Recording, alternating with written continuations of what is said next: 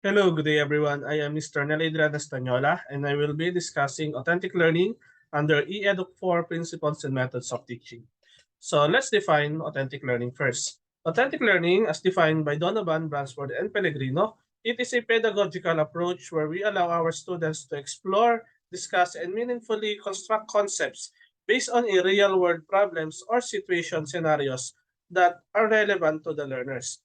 So for example, we have these learning competencies that is being presented to the teachers, and then the teachers create an innovative way for them to incorporate in their discussion on their learning styles and methods, and then we allow our students to solve these innovative, authentic assessments where the learning competencies is being incorporated into a group activities or research or even an authentic task where they are able to analyze, to evaluate the situation, and to present a solution based on that problem. In authentic learning, our goal is to, yes, we have to engage our students to become a problem solver rather than the traditional way of teaching where we just present the lessons to them. We want them to memorize the topics, familiarize the terms, solve the problems, and that's it. We just give a formative and summative assessment in the form of pen and paper or even essay. In traditional learning that is used mostly from the past, what we did in this situation is we just present the learnings to our student in the form of discussion. Yeah, we allow them to memorize, to familiarize the terms, and we just discuss them what will uh, what will reflect on their summative and formative assessment. And they become more conscious on the grade because they are more focused on what to memorize rather on what to learn. But in authentic learning, we allow the students to have a broad option. For example, we have the learning competencies, and if the teacher is well equipped on how to use the authentic learning, he become or she become innovative in a way where the learning competencies is being uh, incorporate to another task or an authentic task for the students to appreciate, for them to become more curious and to participate. And in authentic learning, after we incorporate the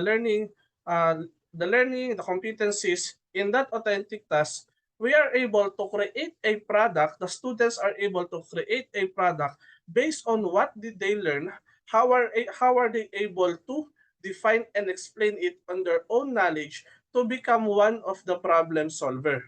For example, here in my example on what I did, I present the learning competencies through discussion. Yes, we still have to discuss the learnings, the formulas, the theories, and the concepts, for example, of the random sampling. Before I presented a common situation or scenario where my student should solve it. For example, I give them a task that is related on random sampling. They have to conduct a research, they have to conduct a survey, and the data gathered from that will be used to get the parameter in the statistics. So instead of a 3-week solving memorization, what I did is we have a 1-week discussion and 2 weeks on their survey, research, deliberation, consultation before they arrive on the final product. And then I allowed my co-teacher to help me on checking these products because I asked them as they have more experience when it comes to research. So, as advised by Cliff Means, there are positive takes when using authentic learning, but how are we able to use it? Number one, we must think like a coach. In this way, we allowed our students to have a partial power to solve the problem, and we should not take that power away from them. Let's allow them to develop their own method on solving that problem. Number two, bring earplugs. This is true especially for the face-to-face class because we expect that group by group they will move from time to time to discuss their things to one another, to present their ideas. Number three, is your way into it. Authentic learning is a challenging for us as an innovators. Yes, it is a rewarding, but it needs time to process, to plan before we execute it to our class.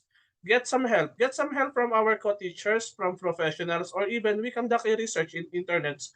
What are the authentic tasks that is appropriate to our topics or to our subjects. And lastly, yes, we are learning too. We are becoming more prepared for the future on developing these authentic assessments that we will incorporate again to the future generation of students. This is the end of authentic learning. Thank you so much and God bless.